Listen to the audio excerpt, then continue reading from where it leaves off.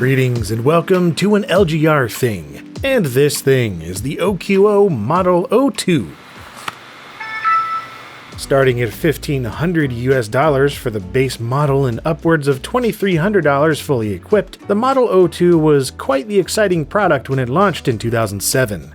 This is from a specific point in the late 2000s where laptops, PDAs, smartphones, and netbooks were all in the market simultaneously, each fulfilling their own mobile computing needs. But the Model 02 was part of a new breed of device, the Ultra Mobile Personal Computer, or UMPC. The hype began with OQO's Model 01 all the way back in 2004, sporting an impressive sliding display revealing a physical keyboard and mouse underneath. The UMPC term hadn't even been coined then, but this was an early glimpse at what that would entail, a 1-2 punch of technical capability and small size.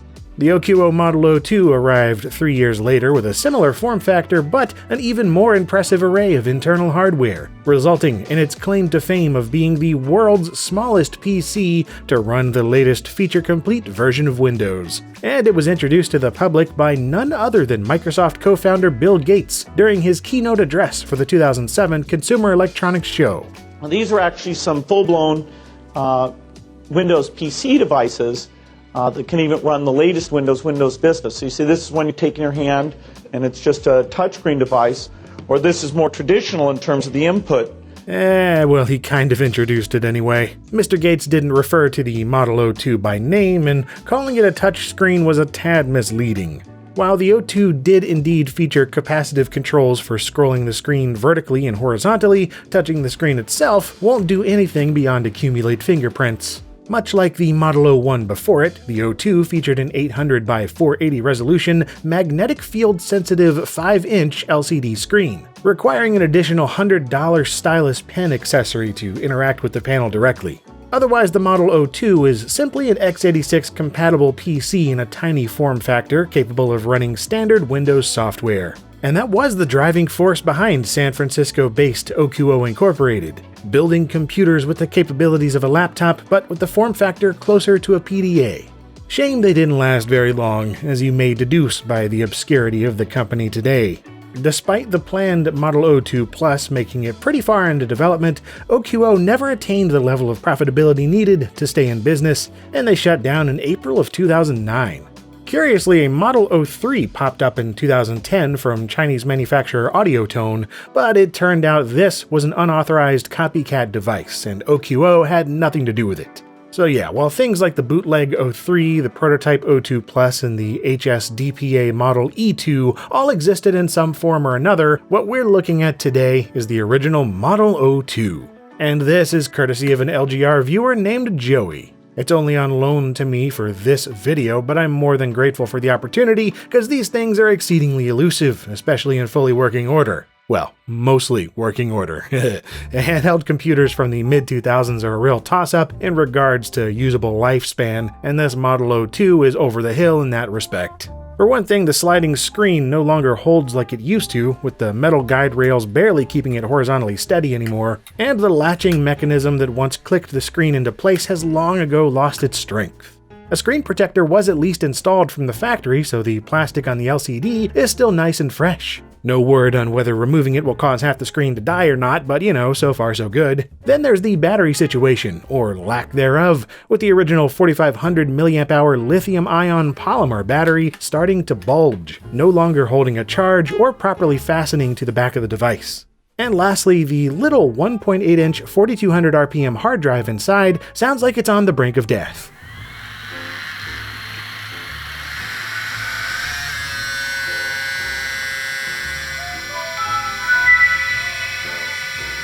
While there was a 32 or 64GB SSD option available from OQO, it seems most opted for a hard disk instead. Makes sense for 2007 though, being that they were lower cost, while offering nearly twice the storage at 60 to 120 gigs. The exhaust fans are also impressively loud, but that seems to have been an issue since launch, according to the reviews from back then.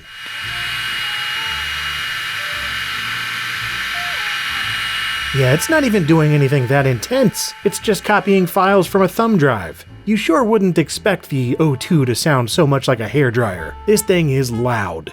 The same unfortunately cannot be said for the audio, with its internal speaker barely cranking out enough sound to cover up the whirlwind of fan noise. A Windows version built for PCs equipped with at least a 233 MHz Pentium 2 and an 8MB direct feeding graphics card.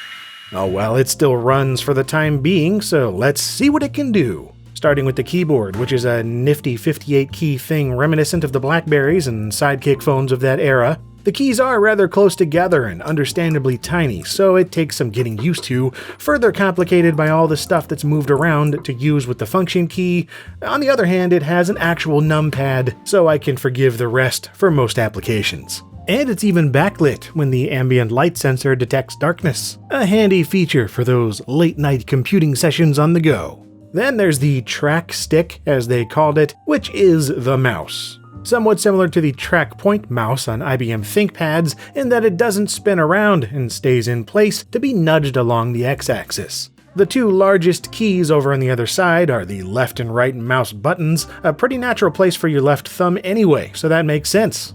Along the bottom of the unit are a couple of nice surprises, including a full-sized USB 2.0 port, the charging port/docking connector, an air cooling vent, a full-sized HDMI output port, and a 3.5mm headphone jack. Not to mention Bluetooth 2.0, so you can even connect wirelessly to a modern smart device and transfer data that way, in addition to the physical connections. So yeah, expansion options are legit on the O2, with USB accepting hubs, so you can plug in all sorts of things, and HDMI allowing you to plug in displays at resolutions of up to 1900 by 1200. This of course defeats half the purpose of having such a small system to begin with, but it's still a way more compact option than expanding a laptop, and way more capable than expanding a PDA. There was also this neat looking docking station that OQO sold alongside the O2 that really makes it look like something from the future. A mid-2000s future, but still, it looks awesome. I don't know what it is, but I dig the aesthetic of oddly suspended components like this.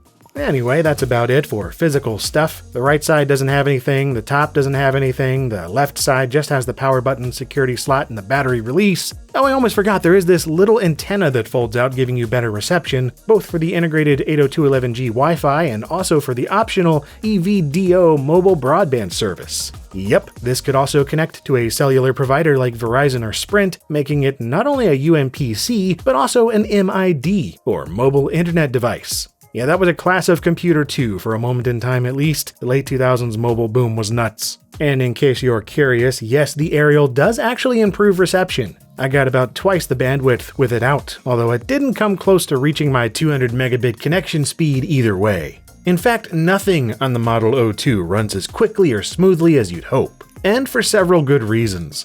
The first is that it was never that speedy to begin with. It relies on a VIA C7M ultra-low voltage CPU, running at between 1.2 and 1.5 GHz. And in the days before the Intel Atom, this was a fine choice for a tiny PC in 2007, but it's still much slower than even laptop processors of the time. By some performance benchmarks, it's about on par with a 600 MHz Intel Celeron. Then consider its single gigabyte of RAM while also running Windows Vista, not to mention the poor hard drive on its last legs, and it's little wonder why it chugs. Yet even if it had an SSD and another gig of RAM, Vista clearly isn't the best choice for the O2's C7M chipset. It can't even run the Aero Glass interface due to the integrated VX700 graphics, so it's no surprise the O2 originally didn't come with Vista at all. You might have noticed this sticker underneath for Windows XP Tablet PC Edition, and yeah, that's what the early units understandably had pre-installed. Too bad this one now runs Vista then, because the potential here is excellent for some late 90s to mid 2000s gaming. I mean, it's a handheld computer that handles Quake 3 and Unreal without breaking much of a sweat. That's still pretty impressive in my mind. Not that the mouse nub and cramped keyboard are suitable for much of anything in terms of first-person shooters, but what you gonna do? And the 5-inch LCD is a respectable dimension for mobile gaming even today, with the overall size, shape, and design kinda reminding me of the PSP Go from 2009. The O2 screen really is a lovely transflective panel that's nice and bright, though not bright enough to consistently overcome the glare from the glossy plastic with or without the screen protector. And it gets worse, with the biggest setback in terms of the display being how it handles resolutions beyond its native 800 by 480. It's fine with lower resolutions, but anything higher results in a zoomed-in image controlled by the mouse cursor, meaning that games like SimCity 4 fall apart with its minimum resolution of 800 by 600 and reliance on edge scrolling. And of course, the CPU and graphics chipset combo aren't enough even for games from 2005, with titles like Fear refusing to start up at all. And no, it does not run Crysis, though I certainly tried to force it anyway out of sheer curiosity. Most games beyond 2005 refuse to start at all due to the graphics chip, with the newest one I got running being Flatout 2 from 2006, and well, that was not pretty.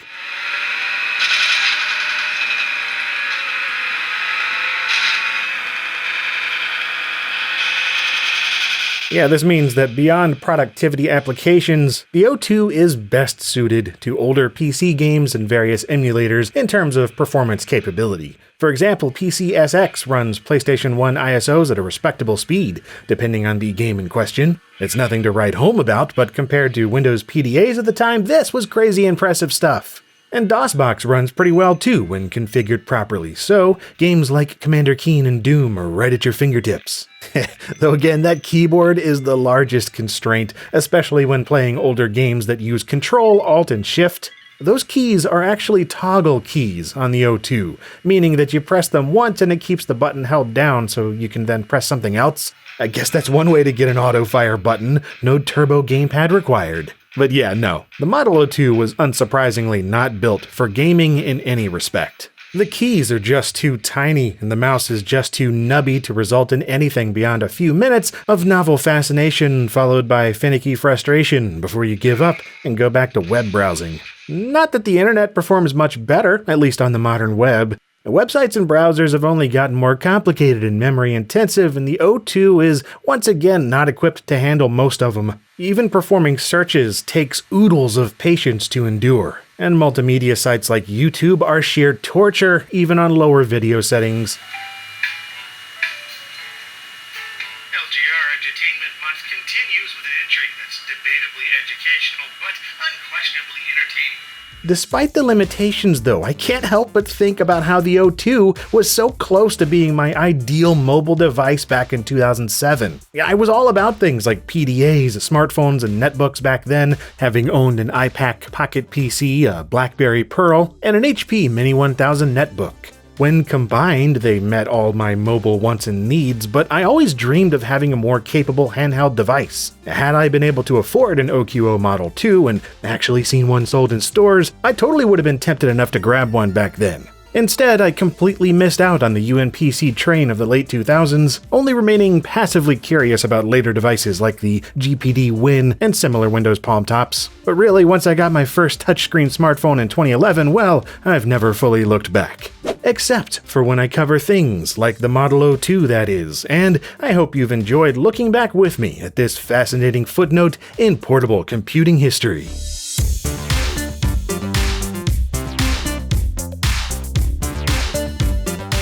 Once again, I hope you had fun checking out this piece of obscure tech. If so, you're on the right channel. I love making videos like this, and there are new videos weekly, so consider subscribing if you please. And as always, thank you very much for watching LGR.